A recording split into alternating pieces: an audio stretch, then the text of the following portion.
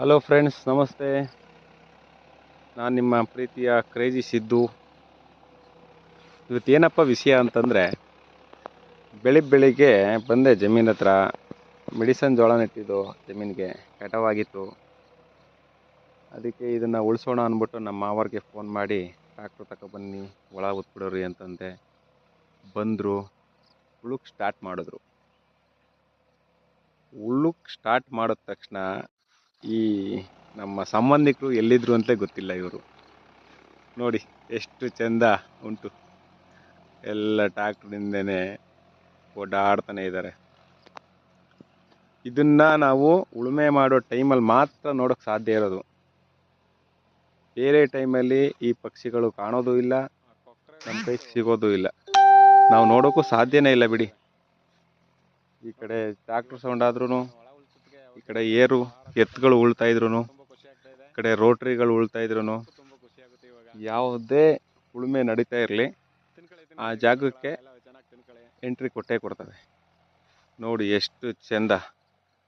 ಯಾರಾದರೂ ಕರೆದ್ರು, ಎಷ್ಟು ಪಕ್ಷಿಗಳು ಕರೆದ್ರು ಈ ರೇಂಜಿಗೆ ಬಂದು ಈ ಟ್ರ್ಯಾಕ್ಟ್ರಿಂದನೇ ಹೋಗ್ಬೇಕು, ನಾವಿಲ್ಲೇ ನಮ್ಗೆ ಆಹಾರ ಸಿಗುತ್ತೆ ಅಂತ ಯಾವ ಥರ ತಿಳ್ಕೊಂಡು ಬರ್ತಾವೋ ಗೊತ್ತಿಲ್ಲ.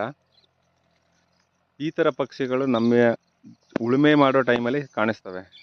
ನಮ್ಮ ಕಡೆ ಎಲ್ಲ ಜಾಸ್ತಿ ನವಿಲುಗಳು ಜಾಸ್ತಿ ಇದ್ದಾವೆ. ಅದು ಬಿಟ್ಟರೆ ಉಳುಮೆ ಮಾಡೋ ಟೈಮಲ್ಲಿ ಇವು ಮಾತ್ರ ಕಾಣೋದು.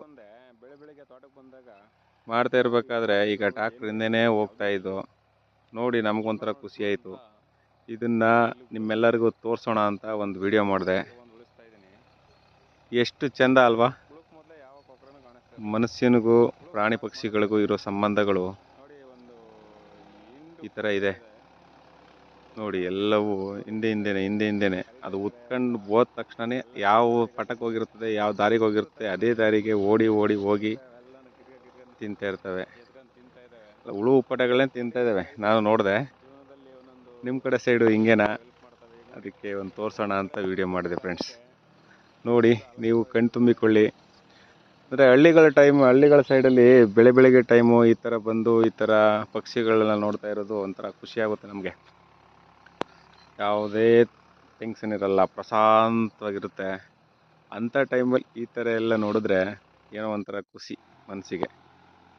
ಅದಕ್ಕೆ ಆ ಖುಷಿನ ನೀವು ನೋಡಿ, ನೀವು ಖುಷಿ ಪಡಿ. ಆ ಕಾರಣದಿಂದ ಒಂದು ವಿಡಿಯೋ ಮಾಡಿದ್ದೀನಿ ನೋಡಿ ಫ್ರೆಂಡ್ಸ್, ಖುಷಿ ಪಡಿ.